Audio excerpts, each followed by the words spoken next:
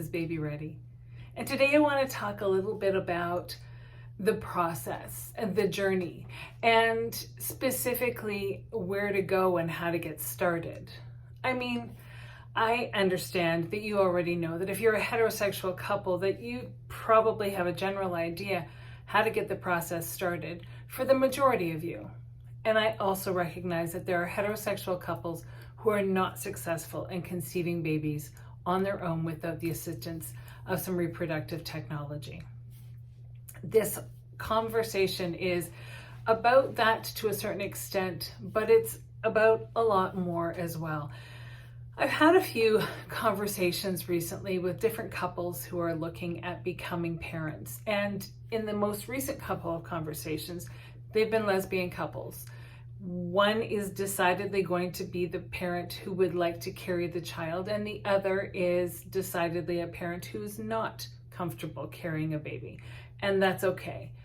And so we've spent some time talking about where they go, who they call, how they make decisions, what kinds of things should they or would they like to take into consideration.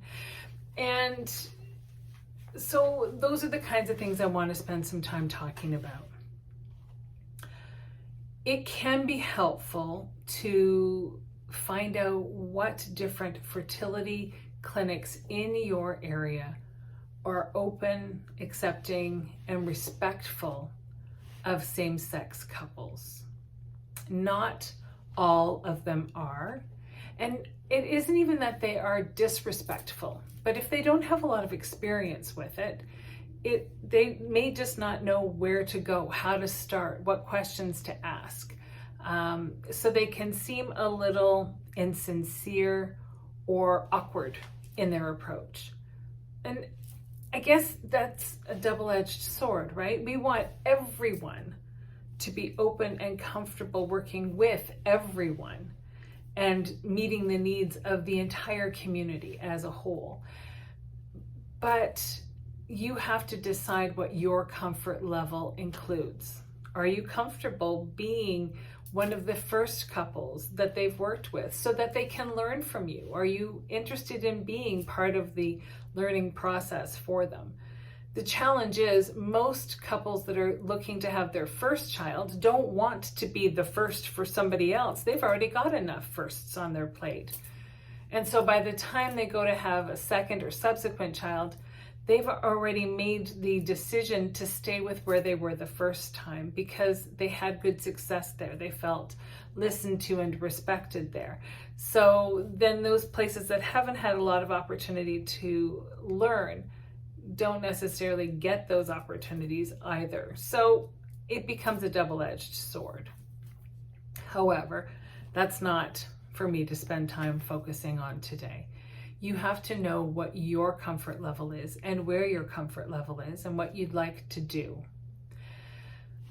Beyond that, beyond finding a place that feels good and safe and respectful, then you need to think about things like donors or surrogates and interviewing people who may have some genetic qualities that mimic the person who's not carrying the child.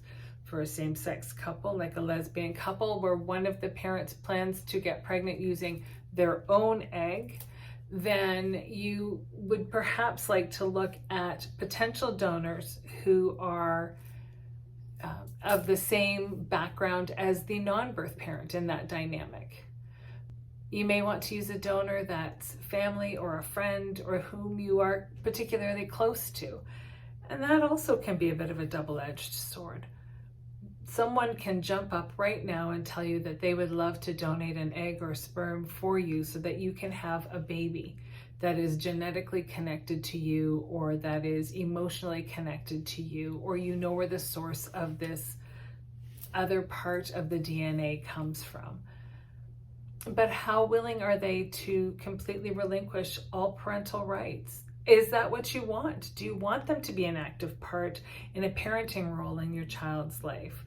Do you want them to not have an emotional or physical connection to the baby in that way? These are deep questions to ask, and as a couple, I strongly encourage you to have these conversations over and over again until you come to a space that feels right and calming and peaceful for your family, because they're big decisions to make. I know one couple that wanted to ask the non-birth parent's sister to use an egg donor, but they were worried that this same sister, who wasn't in a long-term committed relationship, would then want to be in a parental role for that child growing up. And it became something that was a real conflict for them as a couple in deciding how connected they wanted to be. So it's just something to have a conversation about.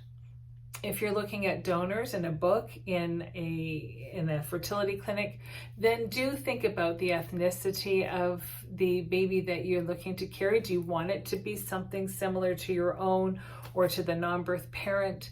Are there family history, medical conditions in your family that you want to make sure that the donor does not have in their family? Do you want a baby that's more likely to have blue eyes? There's so many things to take into consideration and have conversations about beforehand. Do your research so that you know what's important to you. And you'll probably need to both have physicals beforehand. And while it doesn't make a lot of sense for the non-birth parent to require having a physical, some fertility clinics require it so that they know that both potential expectant parents in the dyad of the two of you are healthy going into the process. I guess I can understand that. So that's part of the decision-making process and getting the situation started. As you're doing your research beforehand, it may be beneficial to also look into what kind of obstetrical care you are comfortable with, whether you wanting to birth with an obstetrician, with a midwife, or with your family doctor. Find out who is willing to care for you and catch your baby when it's time for your baby to be caught at the birth. And it may be worthwhile as well to find out who's comfortable working in that dynamic.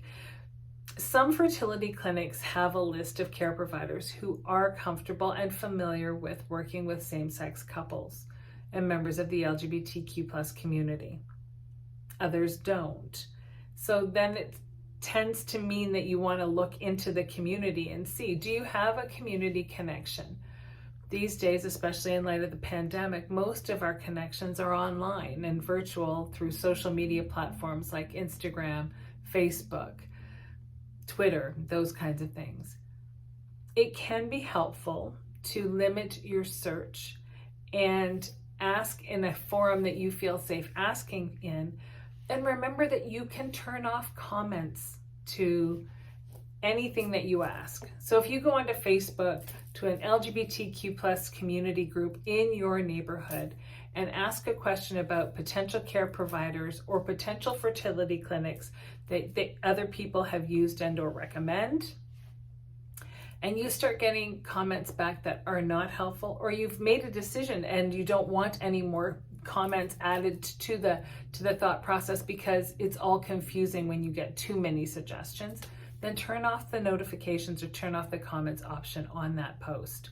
It is so relieving. It is such a weight off your shoulders when you realize that you can tell people without actually using words that you don't want to hear anymore, that you've heard enough. Thank you very much. And so that's an option for you as well. Many people find that midwifery practices tend to be more openly comfortable working with the LGBTQ+ community. They're more vocal about it. They tend to post things on their own websites indicating their comfort level working with same-sex couples and members of the LGBTQ+ community. And that's not necessarily something you're going to find with an OB. That doesn't mean OBs aren't comfortable with it and aren't familiar with it. There are many OBs who are comfortable working with members of the LGBTQ+ community. And there are some members in the community where I live that are actually members of the LGBTQ+ community themselves and are parents and have been on the journey themselves. So it isn't to say to choose midwives over OBs. It is just simply to perhaps find a way to do, again, some research to figure out what speaks to your soul, what feels most right to you, who feels most accepting, so that when you go into this process, it is a wonderful and exciting journey for you. And I think that that's a piece that we sometimes forget. We're allowed to be excited about all of this. This is our journey, and we're allowed to ask the questions that are going to make us feel most happy. It's also important to think about what kind of parents you want to be. But I think that that's kind of a lot of information to process today, and maybe we'll do that next time. I hope you have a wonderful day. We'll talk soon.